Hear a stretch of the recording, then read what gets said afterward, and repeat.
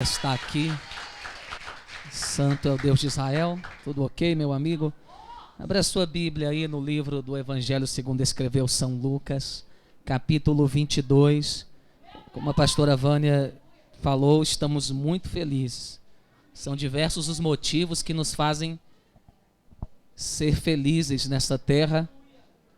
E tudo isso são bênçãos derivadas do nosso Senhor Jesus, né? Só não estou feliz, irmão, porque já são 10 horas. Eu tenho tempo, eu não consigo, irmão. Tem pregador, me perdoe, tem pregador que consegue fazer um negócio rápido, mas eu sou meio assim histórico, entro na mensagem, na história, saio da terra, e quem me ouve e fica ligado vai comigo. Mas eu creio que a gente vai conseguir fazer o melhor possível, porque falar de Jesus, irmão, é algo muito profundo. O microfone, mas tá bom aqui, tá ótimo. Não quero muito som, não. Só quero que todos estejam ouvindo perfeitamente. Enquanto você vai encontrando aí Lucas 22, eu sei que tem pessoas que vê um mover desse, fica escandalizado. Irmão, entenda o seguinte: o Espírito Santo, quando se aposta de alguém, quando ele toma o vaso, ele dá sinais através de movimentos físicos. Às vezes, pastor, não entendo esse negócio que acontece na igreja pentecostal, mas eu creio que no fim da mensagem, se eu tiver tempo, você vai entender que isso aqui é de Deus. Isso foi profetizado e está dentro da palavra. E eu tenho propriedade para dizer isso para você. Os que encontraram, glorifiquem. Sexta-feira abençoada, segundo dia da campanha da Volta por Cima. E que lindo que na campanha está o versículo que diz que ele ressuscitou. Jesus ressuscitou. E eu vou contar até 3. Eu quero que a igreja, em alto e bom som, vocês estão me ouvindo, né? Em alto e bom som, digam esta frase: Jesus ressuscitou dos mortos. Amém? Vamos lá, vamos prestar o culto racional. Eu quero que você entenda o que você está fazendo aqui agora. Então eu vou contar até 3 e você, na medida, pronto, na medida do seu amor por ele, você vai tentar demonstrar o seu amor na altura que você vai dizer isso. Tá bom? Então vamos lá, eu vou contar até 3 e você vai dizer: Jesus ressuscitou dos mortos. Vamos lá? 1, 2, 3 e... Oh, glória! Aleluia! Glória a Deus! Graças a Deus! Então, let's go. Open your Bibles. Esse pastor está brincando. Abra sua Bíblia aí. Você que não abriu, que já está aberta, está em Lucas 22. Leremos. Versículo 1 diz assim: Estava, pois, perto a festa dos ázimos, chamada a Páscoa. E os principais dos sacerdotes e os escribas andavam procurando como o matariam, porque temiam o povo. Entrou, porém, Satanás em Judas, que tinha por sobrenome Iscariotes, o qual era do número dos 12, e foi e falou com os principais dos sacerdotes e com os capitães de como lhe o entregaria, os quais se alegraram e convieram em lhe dar dinheiro. E ele concordou e buscava oportunidade para lhe entregar sem alvoroço. Por gentileza, você que pode, marca aí a sua Bíblia, deixa aí no banco. Vamos pegar na mão do irmão que está ao seu lado. Eu já recebi uma oração pela palavra, mas eu quero que você ore por você mesmo. Ore para que você possa entender e receber a mensagem de hoje. Aleluia, que Deus possa dar vitória mais uma vez para o teu povo. Senhor Deus, nós te agradecemos mais uma vez. Toma os corações, cada vida que está orando, que está pedindo para que o Senhor venha falar. Cada pessoa aqui que tem juízo o suficiente de entender que preciosa é ouvir a sua palavra, precioso é ouvir a sua voz e ser alimentado por esta santa mensagem. Deus, toma minha vida mais uma vez como mensageiro. Agradeço pelos meus irmãos, por esta casa, por esta oportunidade. Peço que os teus anjos que já estão em movimentação aqui possam continuar trabalhando para que o culto continue fluindo abençoadamente até o fim e que possamos sair daqui renovados, cheios, fortalecidos pelo teu Espírito. E eu te peço, meu Deus, que aqueles que já foram batizados com teu Espírito não tenham vergonha de falar em línguas estranhas, de dar rajadas de línguas espirituais para serem edificados nesta noite, para receberem mais e mais poder, Senhor, para que lá fora eles venham colocar Satanás no chão e dizer que Jesus Cristo é Rei dos Reis para todo sempre. E os que não são batizados, que sejam hoje, ou pelo menos que almejem isso, em o nome de Jesus, amém? Se assente no seu lugar, mas se assente glorificando.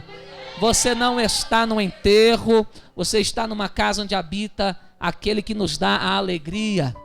E a palavra de Deus nos diz: a alegria do Senhor é a nossa força. Então você é um crente forte, você é um crente alegre. Eu quero que você sinta e expresse essa alegria hoje. Gente vai ser curada aqui enquanto estiver dando glória a Deus, aleluia. Pessoas que são retraídas, muito tímidas, e isso tem atrapalhado até mesmo você de vencer lá fora, vai dando glória, aleluia, porque lá no seu trabalho, na sua escola, você vai ser um leão.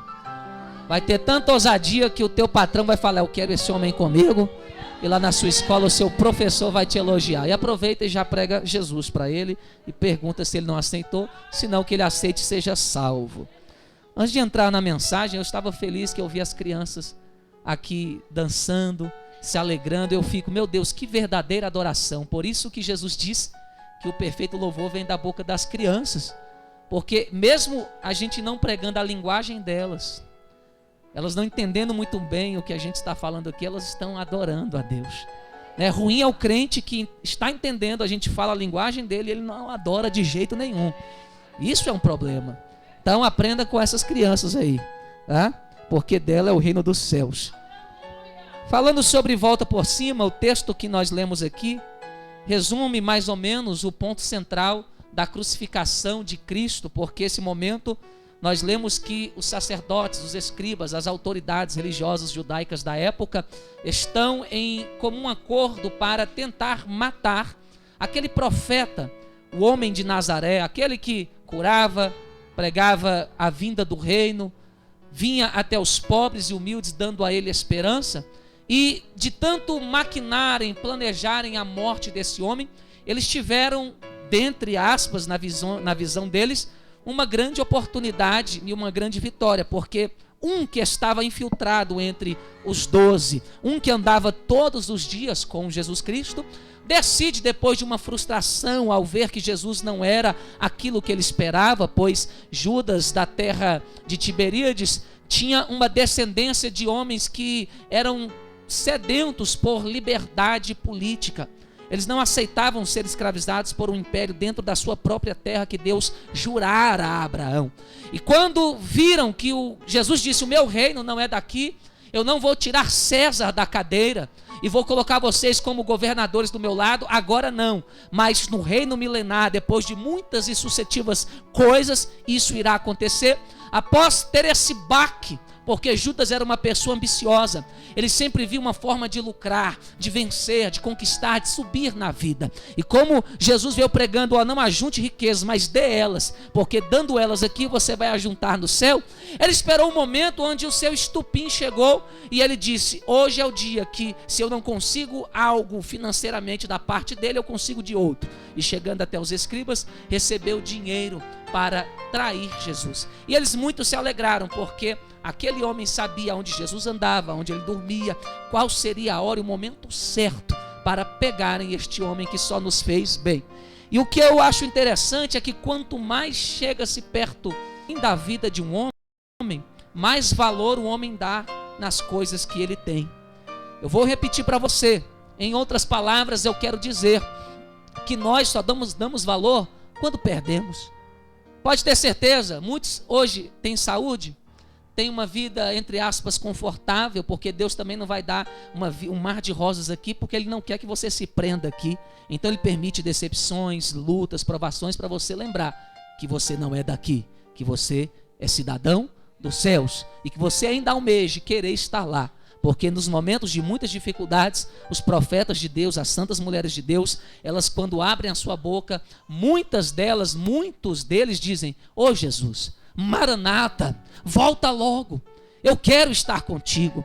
E que esse sentimento não saia do nosso meio. E às vezes é preciso Deus nos apertar para que a gente não se conforme com este mundo aqui.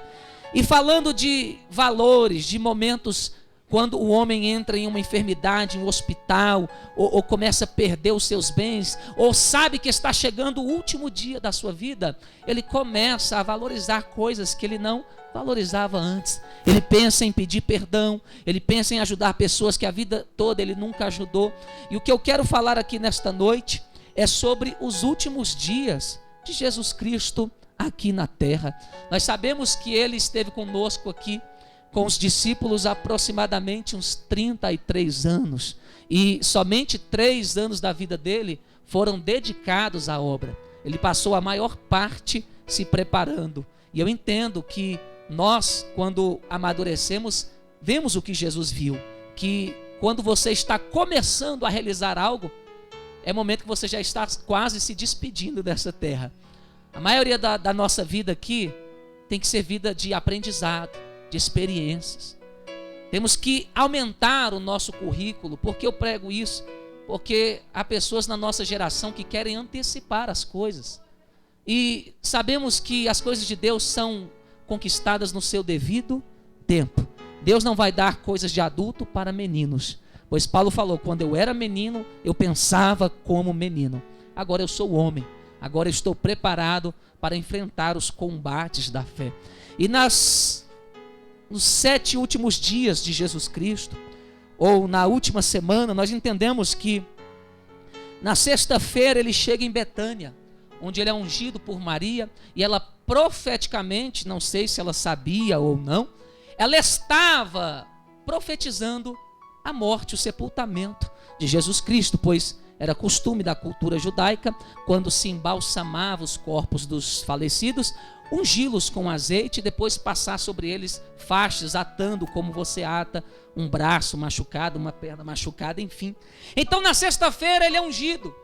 E quando Judas reclama e diz: olha, esse perfume, este óleo que foi derramado aí, poderia ser dado aos pobres, vendido por muito dinheiro, Jesus disse: olha, vocês não estão entendendo, eu já sei, a minha vida aqui já está acabando. Os pobres vocês sempre vão ter eles convosco, mas eu estou indo embora.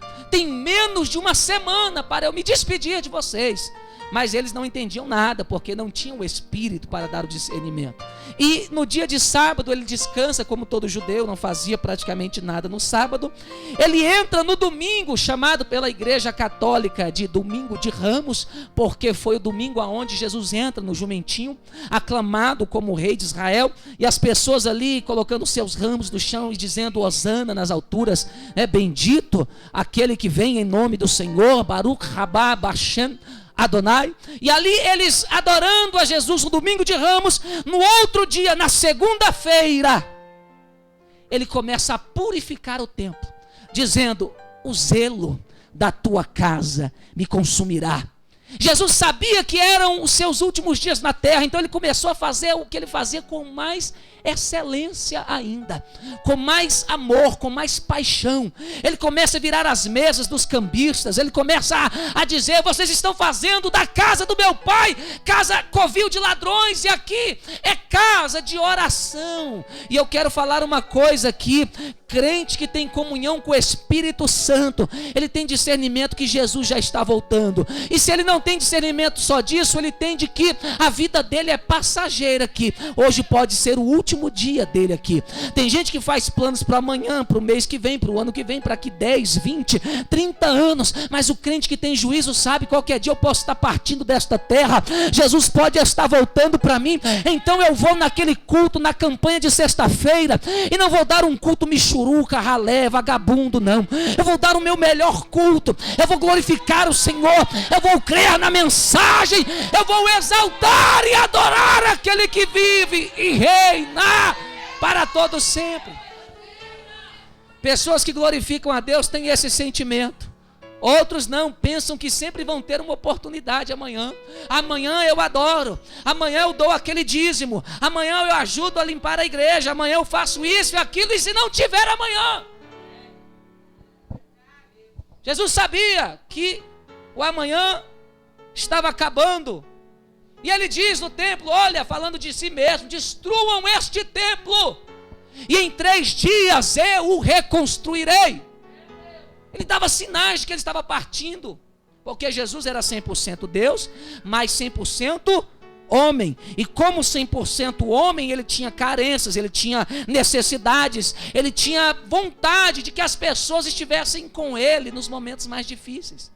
E ele dando sinal, e o pessoal dizendo, mas Herodes demorou tanto tempo para construir esse templo, e você acha que em 3 dias você vai construir um templo como esse? E eu imagino Jesus dizendo, meu Deus, eles não entendem, eu estou falando que eu vou embora, eu estou falando que eu estou me despedindo, que está acabando a oportunidade deles verem aqueles que eles tanto esperavam, que curam os cegos, que limpam os leprosos. Eu estou saindo deste mundo.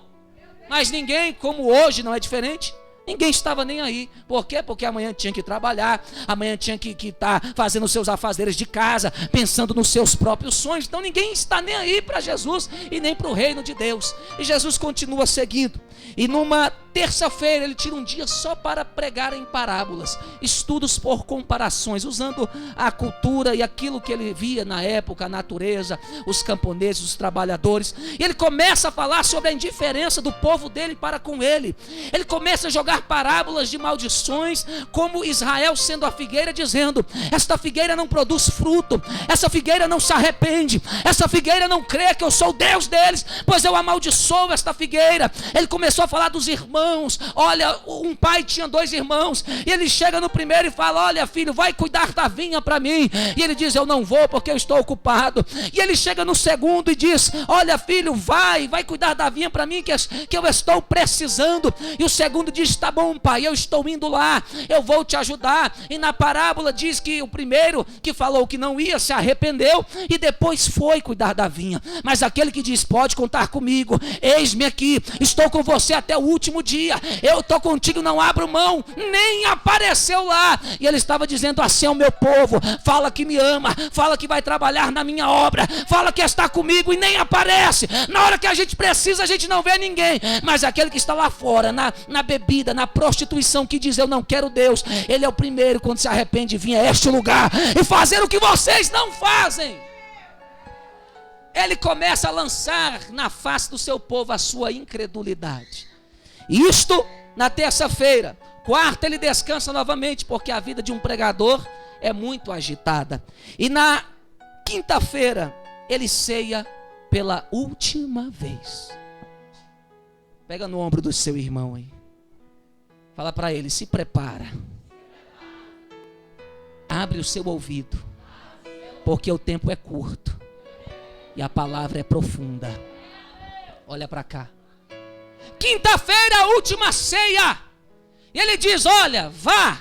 E quando você vê um homem com um cântaro, um balde de água, diz que é na casa dele que nós vamos comer a Páscoa. Por que Jesus falou isso? Porque andar com baldes de água era costume para as mulheres. Era comum mulheres andarem com baldes de água. Então se os homens fossem procurar no meio das mulheres alguma mulher com balde de água, ele ia ver centenas. Então Deus já interveio, Jesus já profetizou que um homem levaria um balde de água, porque no meio de tantas mulheres levando o balde, eles conseguiriam distinguir ir o homem e achá-lo no meio daquelas mulheres. E quando eles vão preparar a ceia, fazem aquela mesa, e época de Páscoa, o judeu não comia na mesa igual os quadros europeus, eles comiam no chão, lembrando de onde vieram, do pó da terra, como Adão, e preparando aquela espécie de mesa que descia por um cordão, e estabeleciam-se um tapete no chão, e depois subia de novo. Jesus se apresenta com eles,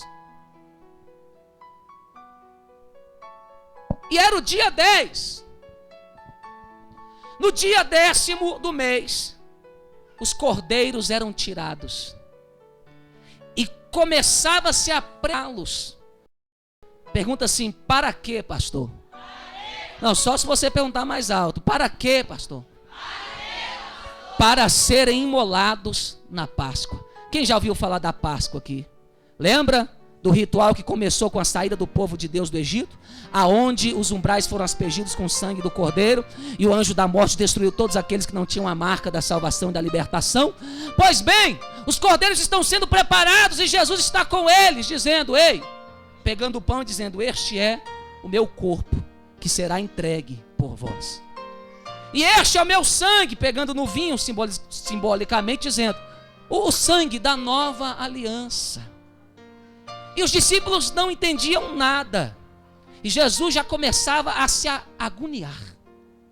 A sua alma agonizava dentro dele, porque ele sabia que coisas terríveis o estavam esperando. E dentro daquela reunião, eles ceiam, e quando eles vão ceiar, talvez eles perguntaram: mas hoje não tem cordeiro, hoje não tem animal assado? E Jesus mostrando através do rito: pois neste ano vocês não comerão cordeiro, porque o cordeiro vai dar a sua vida voluntariamente. E tem gente que não entende isso, mas eu profetizo que você vai entender. Vai voltar a aprender a ser um crente, porque crente que não conhece o seu Deus não presta para estar na casa dele. Para mim, crente que se preza tem que no mínimo saber que Jesus cura, batiza com o Espírito Santo, ainda leva para o céu, no mínimo. E tem que dar glória a Deus, porque estamos falando de Jesus, não do seu ego, do seu egocentrismo, do seu carro que você espera, da sua casa, do seu casamento. Não, nós estamos falando daquele que vive e reina. E será que tem alguém que ama esse Jesus sem hipocrisia, para dar glória a Deus por isso? Hoje você não é o centro da atenção, Ele é o centro da atenção. É sobre Ele que eu vou falar aqui, e eu fico feliz por ter essa oportunidade, porque muitos mais não fazem isso. E Jesus está lá, de repente acaba-se a cerimônia, eles cantam um hino, eu não sei que hino é esse, mas acredito que no céu ele vai revelar, porque deve ter sido um hino maravilhoso, porque toda música que é cantada com a alma comove o coração. Eu já vi gente cantar igual passarinho, sabe botar o dó menor, o ré menor, o mi maior, o sol maior, sabe entrar no estacato, no falsete, em tudo que você imagina, mas não tem um pingo de unção, porque canta com vaidade, canta para mostrar que é melhor do que o seu irmão. Mas às vezes você pega, não que eu estou dizendo que você tem que ser um crente desafinado e desconcertado, sem compromisso, não, mas você pega um crente, talvez uma pessoa que não tem afinação como um cantor profissional, mas vem aqui para cultuar e dar o seu melhor, e pede uma oportunidade, querendo adorar a Deus com toda a sua alma. E quando essa pessoa pega este microfone, ela não é afinada, ela não fez curso e nem aula de canto, mas quando ela começa a cantar: a Ele a glória, a Ele a glória, a gente começa a se arrepiar. Aí você começa a contar, começa um chorar aqui, começa outro chorar ali, e Deus começa a curar aqui, de repente já está batizando com o Espírito Santo, e Deus faz a obra, porque é feito com a alma, é feito de coração, é feito com excelência. Jesus canta com a alma e vai rumo ao Getsêmani. Chegando lá, ele tira os 3 mais íntimos e dizem: vamos orar. E ele separa uma distância pequena e curta no meio daquela noite, em meio àquele jardim. E quando ele começa a orar, ele sente medo, ele sente angústia, ele sente solidão. E quando ele olha para os seus companheiros, eles estão o quê? Eles estão o quê? Olha para o seu irmão e vê se ele está dormindo hoje. Fala assim: já basta naquele dia do Getsêmani, vê se hoje fica acordado. Jesus sai a segunda vez, quando volta, a mesma coisa, eles estão dormindo porque os seus olhos estavam pesados, e Jesus disse: vigiai, para que não caiais em tentação. E Jesus os amava, e eu entendo que Jesus os amava por quê? Porque Jesus em nenhum momento revelou, ele segurou até o último instante a verdade, que aquele dia, daquela quinta-feira à noite, seria o último dia dele com os discípulos em carne. Ele tentou segurar para não escandalizá-los, mas na terceira vez ele não aguentou. Ele falou: vocês já estão dormindo de novo, o traidor se aproxima. Quando Jesus chegou até ele, Jesus estava vermelho, de vergonha, igual o obreiro Michel fica quando a gente brinca com ele, com a bochecha rosa. Não, ele suou sangue. O nível de estresse, porque ele, como 100% Deus, viu toda a crueldade que ele sofreria na mão do ser humano. Ele viu toda a dureza da ruindade que o homem tem, torturando-o na cruz, sendo rejeitado, vendo as pessoas que ele ajudou dizendo: crucifica esse aí. O estresse foi tão grande, quem relata isso foi um médico, e todo médico sabe que quando a pessoa, para suar sangue, ela tem que estar no último nível de estresse, algo que praticamente a morte já o esperava. O que acontece às vezes, ele começa a explodir e a estourar, pá, pá, pá. Ele começa a ter aneurismas, e o sangue começa a evaporar pelos poros, e ele chega com sangue vazando pela sua face, pelo seu corpo, a sua túnica já está manchada de sangue, e nem assim aquele povo estava entendendo que Jesus estava precisando de companhia. E quando eles decidem: não, Deus, vamos orar, Jesus fala: basta, ele já vem. E quando eles olham para o lado, está vindo Judas e os guardas do templo. Judas o trai com um beijo, a gente sabe da história. E ele é levado injustamente. O sinédrio não poderia julgar homem na parte da noite, mas naquele dia eles fizeram um julgamento às ocultas, porque o nosso inimigo, ele é covarde, ele não tem coragem de nos enfrentar face a face, ele sempre quer usar um meio de covardia para nos humilhar. E Jesus sendo julgado por um sinédrio que compunha 71 membros, ali à noite, eles começavam a jogar acusações sem sentido para Jesus, diziam coisas que não tinham a ver, nada com nada, e não conseguiam argumento fixo para o matarem, para o prenderem, até que o sacerdote Caifás olha para ele e pergunta: és tu o filho de Deus? Porque na época, aquele que dissesse ser filho de Deus, ele cometia um pecado de blasfêmia, ele era apedrejado até a morte, porque ser filho de Deus significa ter a mesma essência de Deus. Então homem nenhum era doido de dizer que tinha a essência de Deus, porque os judeus sabiam que só existe um Deus e ninguém mais, e eles não idolatravam ninguém. E quando o sacerdote Caifás, o homem mais sábio, mais instruído, mais importante da época, pergunta para ele: és tu o filho de Deus? Ele diz: sim, tu o dizes, eu sou o filho de Deus. Naquele momento a ira foi tanta que Caifás rasga as vestes e diz: blasfêmia! E o sacerdote não podia rasgar as suas vestes sem necessidade, porque involuntariamente ele estava dizendo que ele estava entregando o seu sacerdócio para aquele que estava na frente dele. Então involuntariamente, quando Caifás rasga a sua túnica, a sua veste, está dizendo: eu abro mão de ser sacerdote, você que está na minha frente vai ser. E ele joga o seu cajado, que há mais de 2000 anos passava-se de geração em geração, e tinha os seus nomes dos seus descendentes escritos, gravados em ouro. E ele sendo já o último nome, não haveria espaço para botar nome de outro sacerdote, porque Deus estava dizendo: está chegando o fim da linhagem de sacerdotes humanos, porque o sacerdote eterno, perfeito, imaculado, está chegando para fazer um sacrifício perfeito por toda a humanidade. Ele joga o cajado no chão e quebra. Não tinha como pôr o nome de Jesus ali, porque o ministério de Jesus era muito pesado, era muito poderoso para estar num pedacinho de madeira.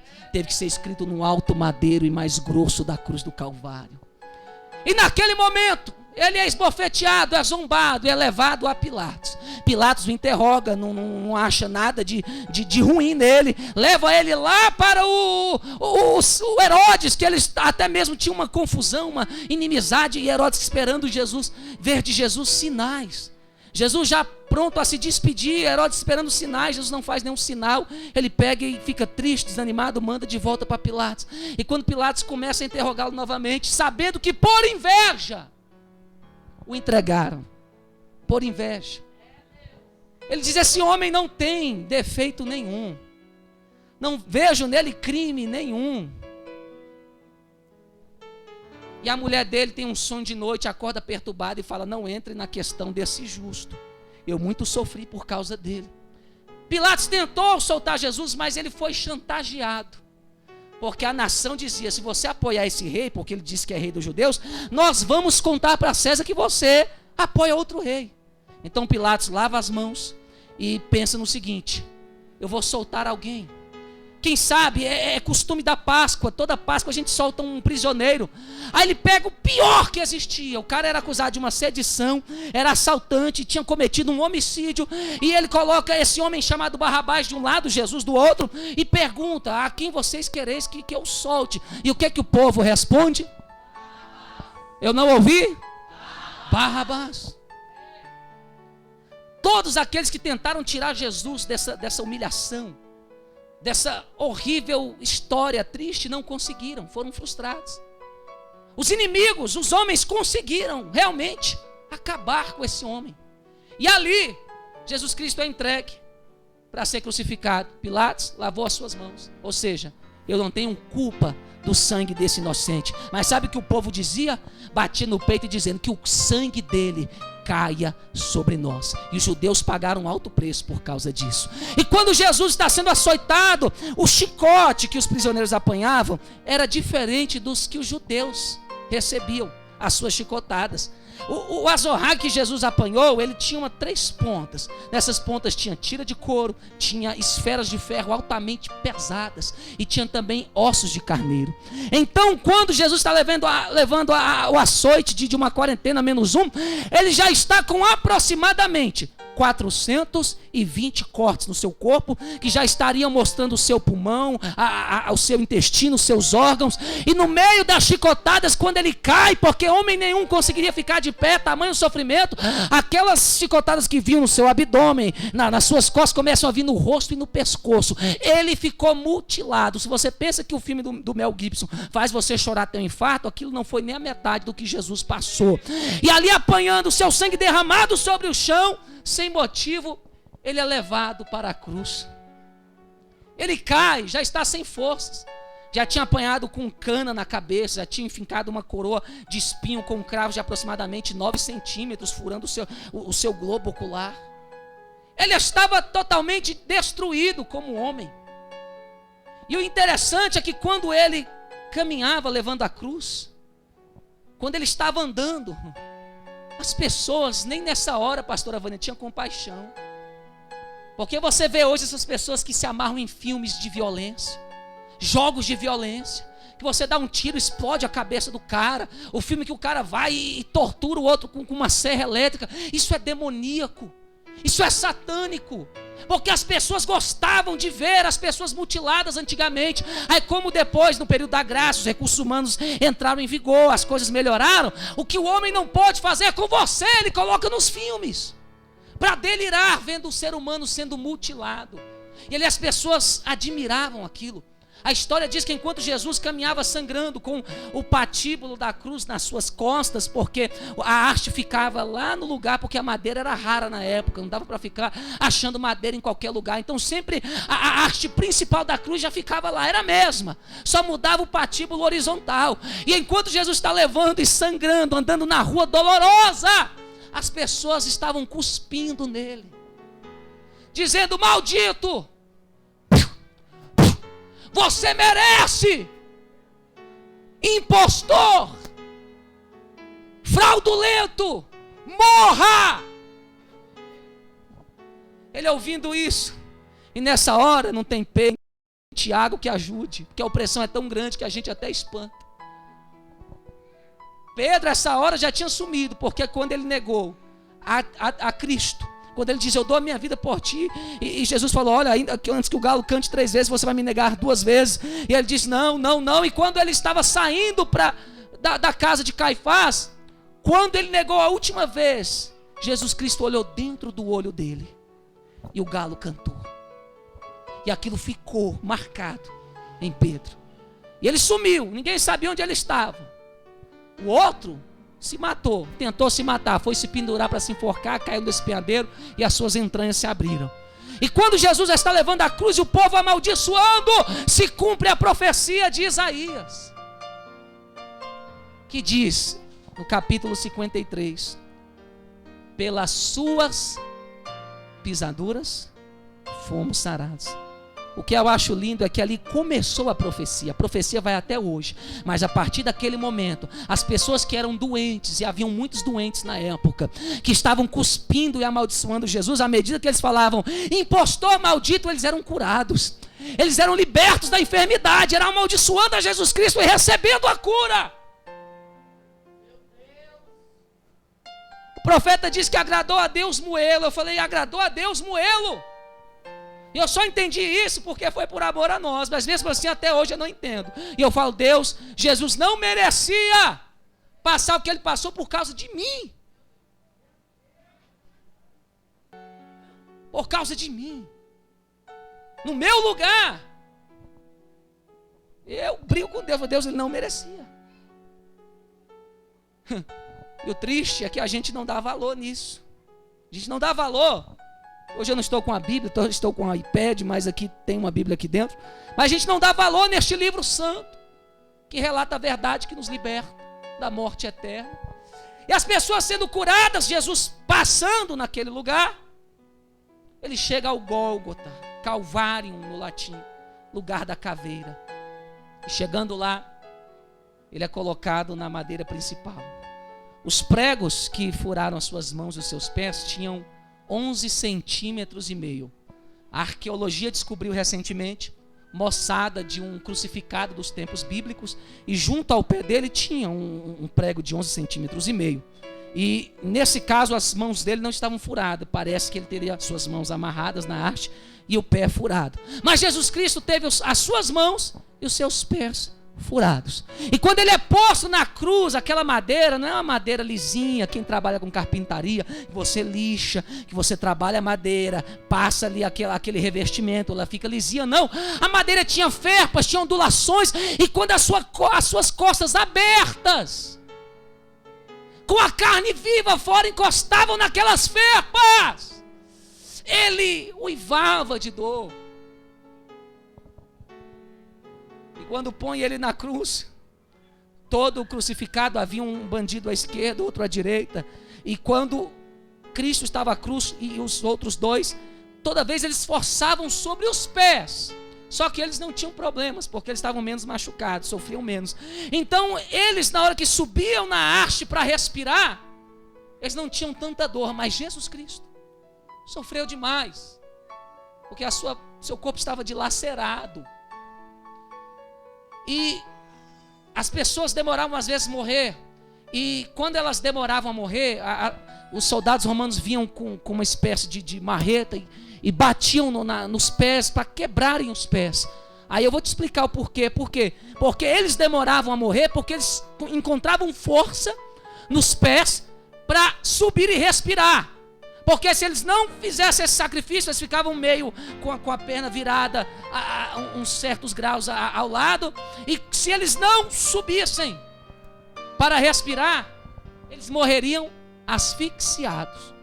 Então, para eles serem nessa posição desconfortável, eles subiam. E Jesus fazia esse movimento com todo o seu corpo mutilado. E quando eles quebravam os pés, era para que a pessoa não pudesse subir para respirar e morria sem ar. Só que meu Jesus, ele é perfeito. E a Bíblia diz, a profecia diz, Deus falou, eu não aceito carne sufocada.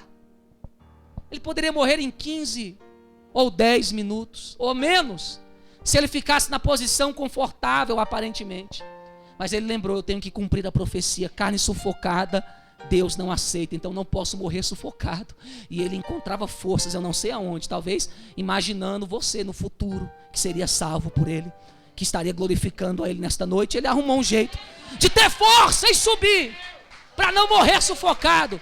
E o diabo dizer: não valeu, carne sufocada não vale. E o diabo foi envergonhado, porque Jesus foi até o fim.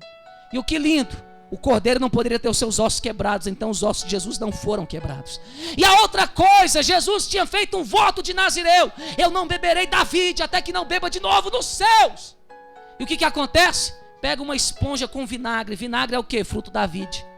E coloca na boca dele. Aí você pensa: para que isso? Porque era uma espécie de anestésico da época. Eles colocavam, a pessoa embebia o vinagre, e o vinagre adormecia a dor, diminuía o impacto da dor. E quando eles colocaram na boca de Jesus, Jesus preferiu sentir toda a dor, mas não quebrou o voto que ele disse: eu não beberei da vide.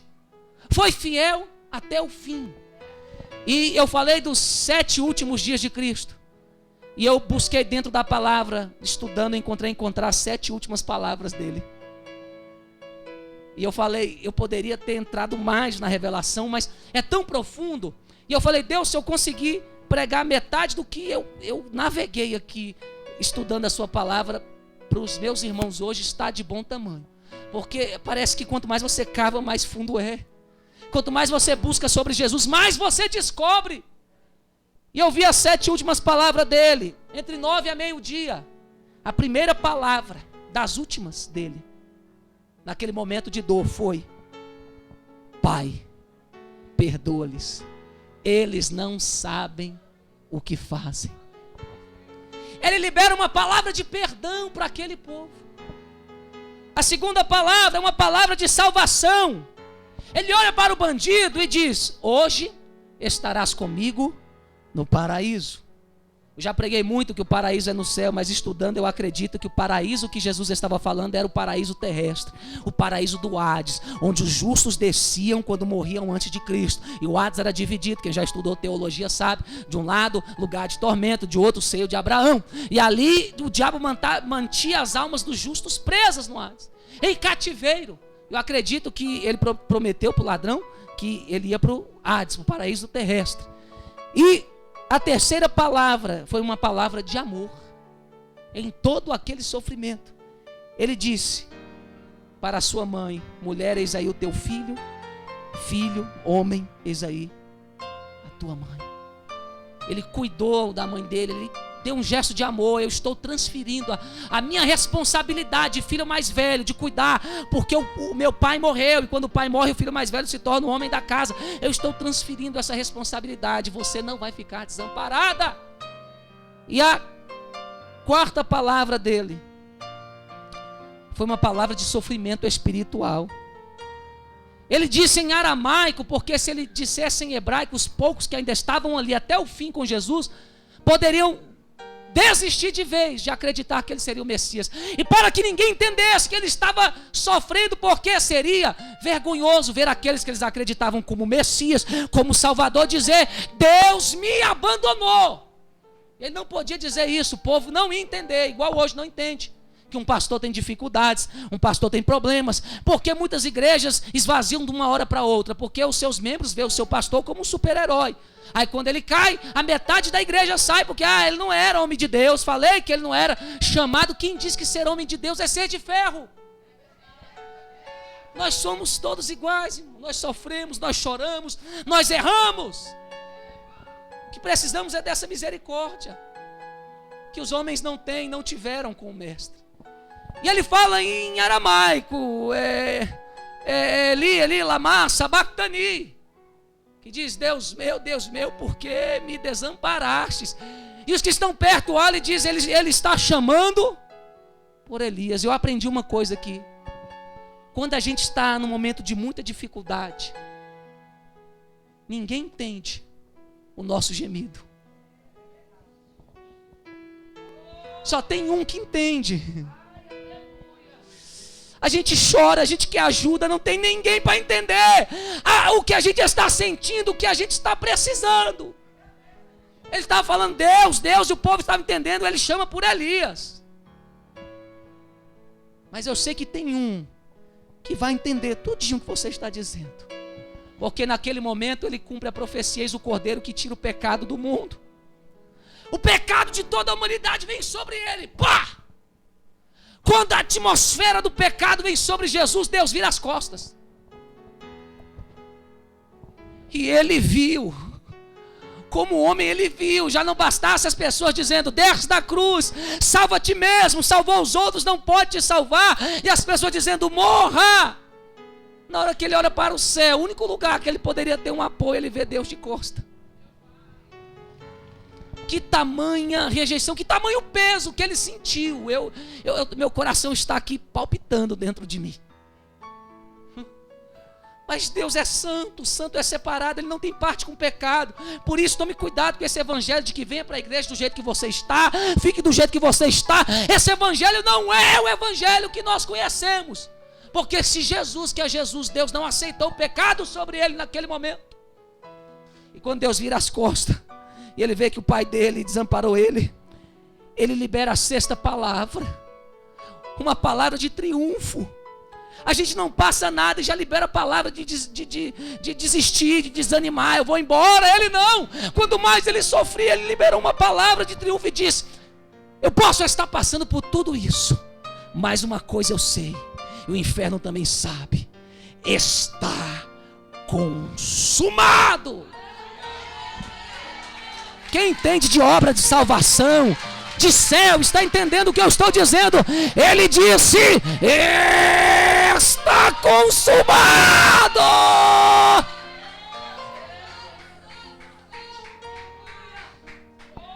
E a sétima e perfeita palavra que ele liberou antes de expirar, não foi para a morte que ele falou isso, porque a Bíblia diz: o salário do pecado é a morte, então a morte leva quem peca. E ele falou: morte, eu não sou pecador, então você não vai me levar, dá licença. Pai, em tuas mãos entrego o meu espírito.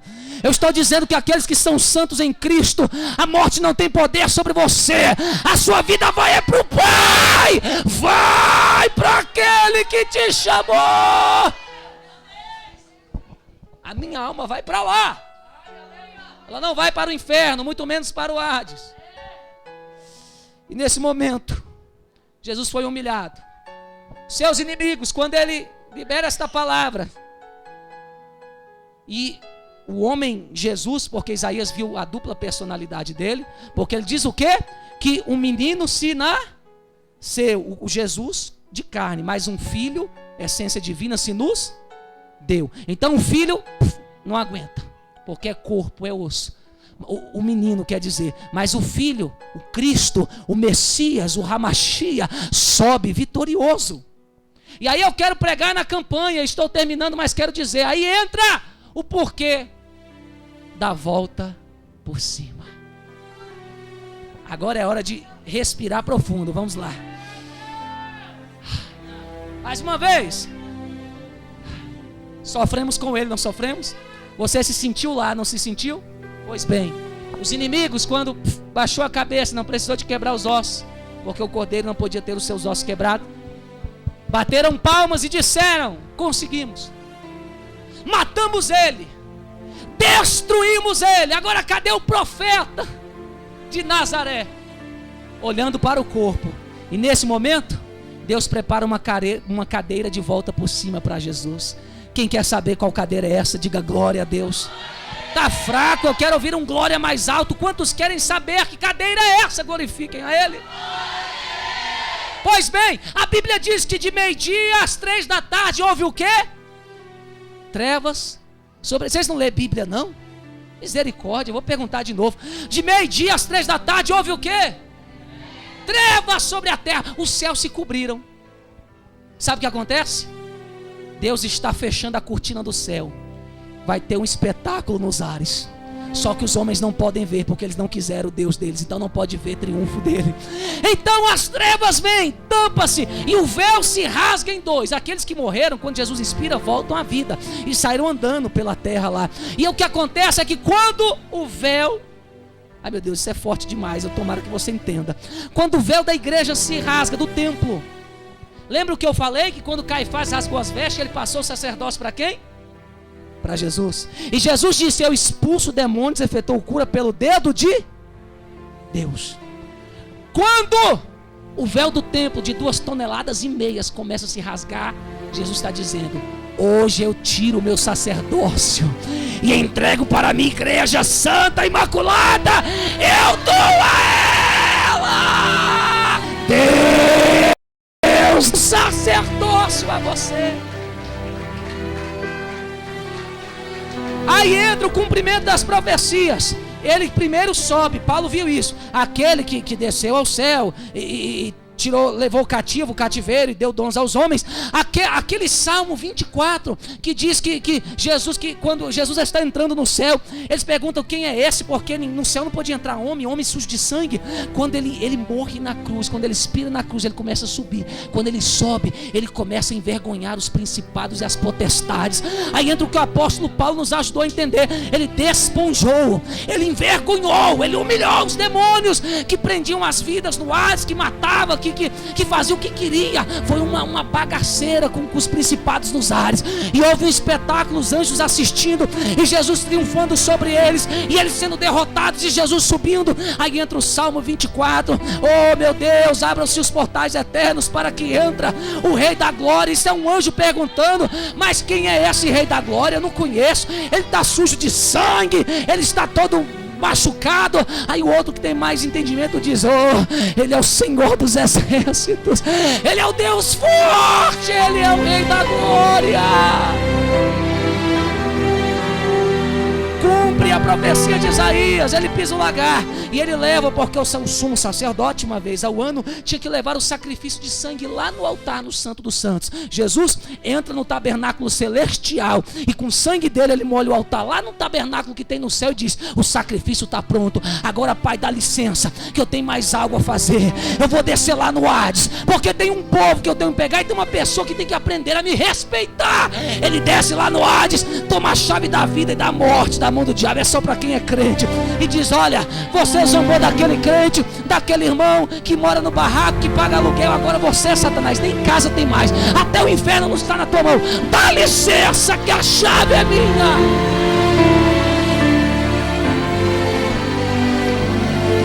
Quantos acreditam na volta por cima?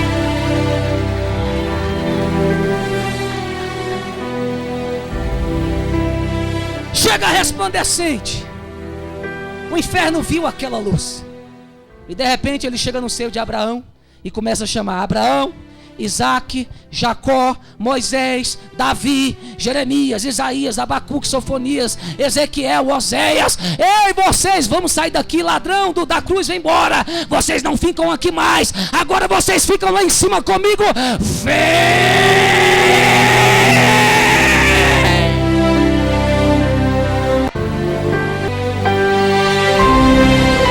Eles viram o Deus invisível que eles creram, não podiam ver. A promessa chegou. Sai todo mundo do Hades, vai todo mundo para o céu. Aí Jesus chega no céu, a cadeira à destra do Pai, o mais alto lugar de honra está preparado. Só que ele diz: Pai, eu não vou sentar na cadeira da volta por cima, que eu ainda tenho mais uma coisinha para fazer. Eu imagino o Pai perguntando: o que é? É porque tem um povo lá na terra que está desnorteado. Eles não sabem para onde ir. Eles andaram comigo, eles estão sentindo a minha falta. Eu tenho que consolar eles. Deixa eu ficar lá num espaço de 40 dias, fortalecendo eles, e já eu volto. E Jesus desce lá, e quando ele desce, quem é a primeira pessoa que vê ele domingo de manhã? Maria Madalena está lá para ungir, para cuidar do sepulcro. De repente a pedra está rolada, vem um anjo descendo e diz: a quem você procura? E ela chora, falaram: ó, vocês levaram o meu mestre. E o anjo diz: não, minha filha, não tema, ele ressuscitou. Aí ele aparece a ela e fala: eis-me aqui. E ela diz: Rabi, Raboni, abraça ele. E ele aparece a ela: agora vai, mulher, tu tem fé, e fortalece os outros. E depois Jesus começa a andar no caminho de Emaús, que distavam 185 quilômetros de Jerusalém.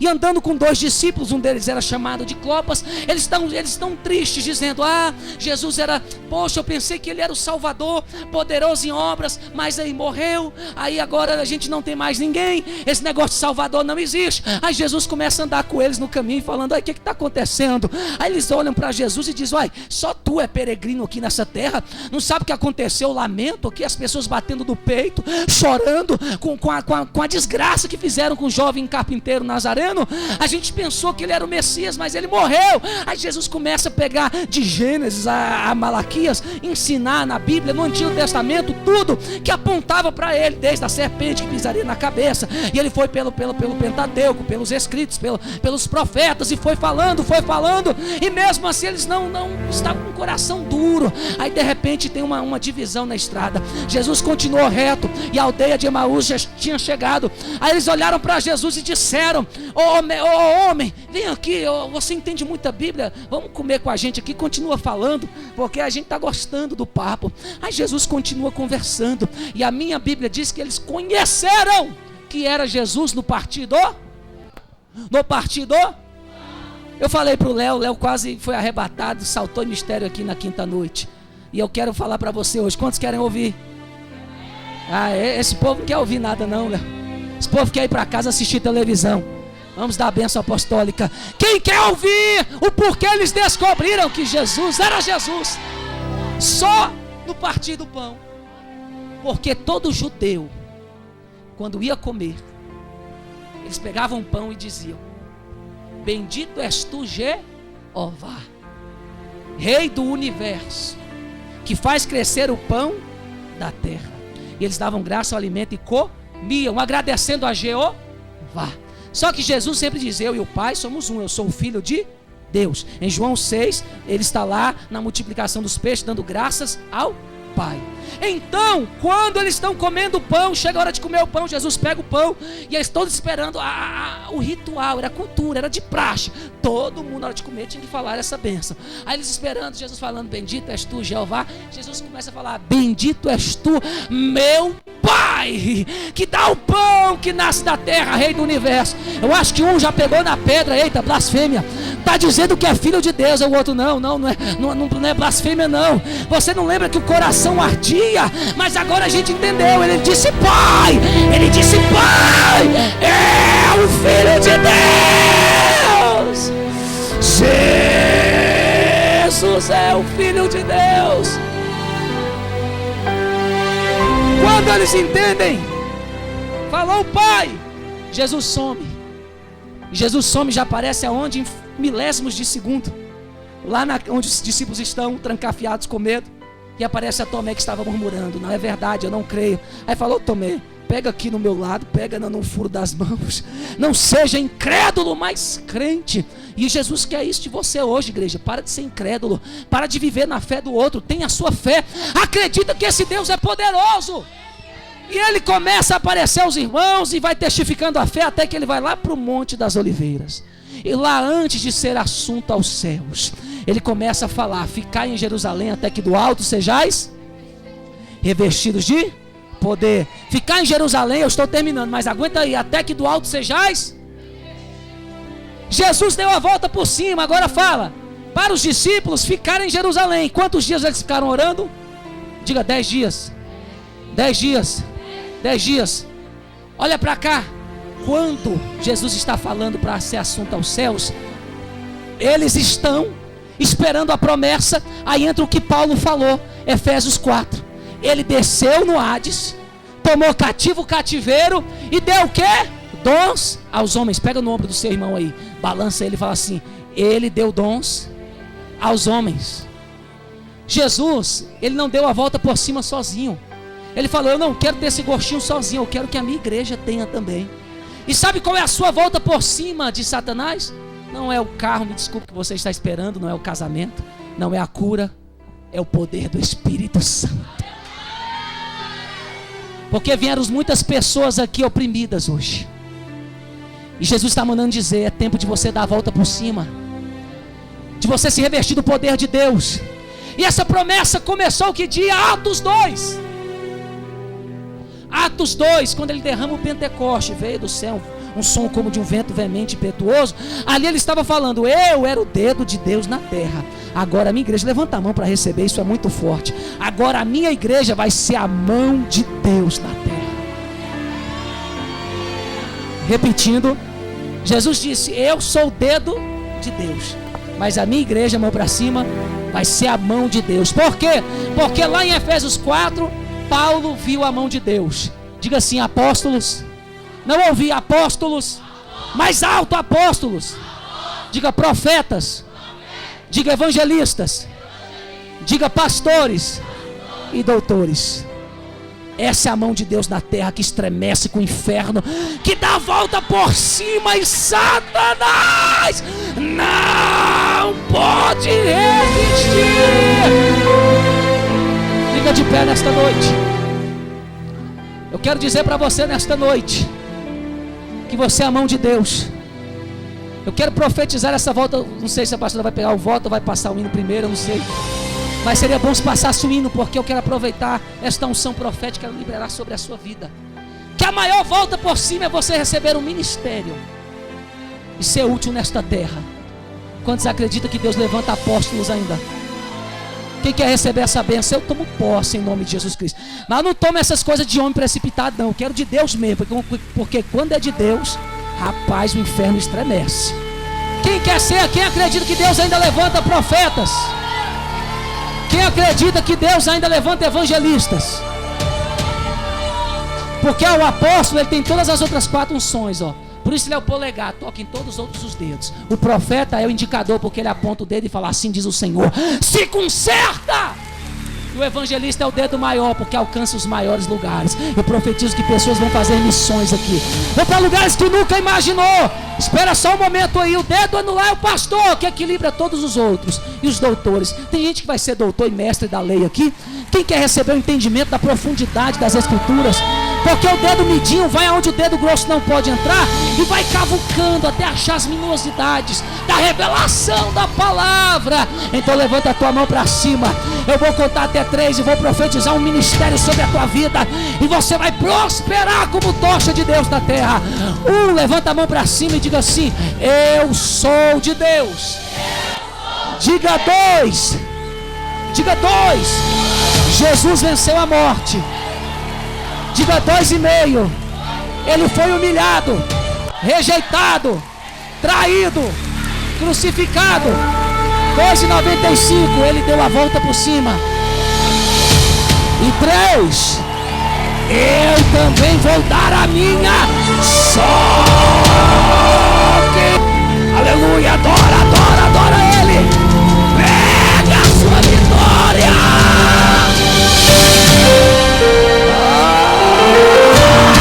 Assim diz o Senhor: é o tempo de dar a volta por cima.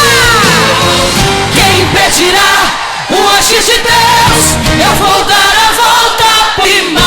Ele cumpre o que prometeu. Eu vou dar a volta por cima. O que passou, passou, chega de chorar. Eu vou dar a volta por cima. Tudo que eu vivi foi uma lição. Eu vou dar a volta por cima. A volta por cima. Deus é contigo. Olham para mim, já julgando meu final, esquecendo que o meu Deus é um Deus sobrenatural. Um Deus que dá valor a quem o mundo humilhou. É um Deus que uma virada em minha vida decretou. Às vezes a gente erra tentando acertar, e o nosso nome vira alvo de quem quer acusar. Mesmo machucados, temos que continuar.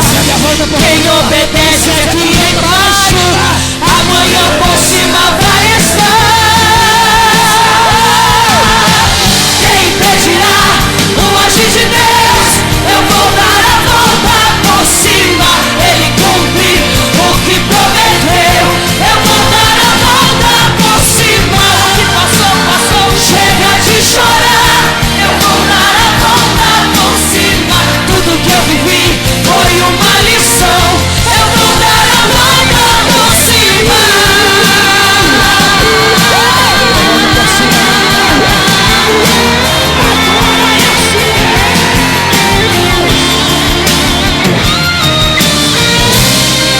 Às vezes a gente erra tentando acertar, e o nosso nome vira alvo de quem quer acusar.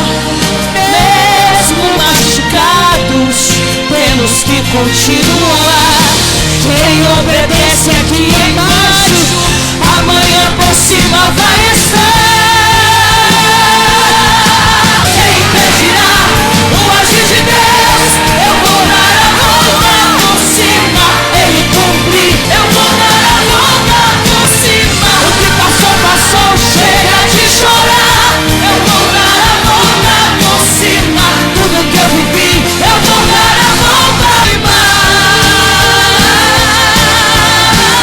Vai virar, Olha a história viva. vai virar a página da sua história, meu Deus. Vai virar, Do Senhor. vai virar, Todo joelho. vai virar Toda língua. a página da minha história, meu Deus. Vai virar, vai virar, vai virar a página da minha história, meu Deus. Vai virar, vai virar, vai virar.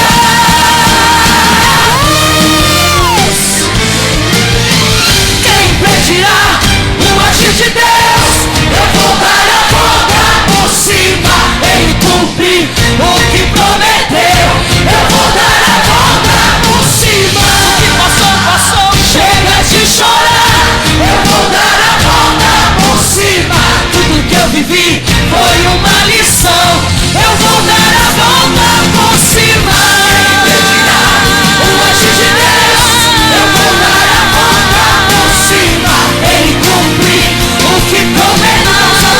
Chega de chorar. Eu vou dar a volta por cima. Eu vivi foi uma não. Eu vou dar a volta por cima.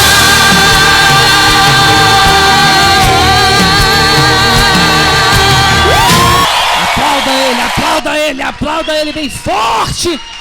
Aleluia.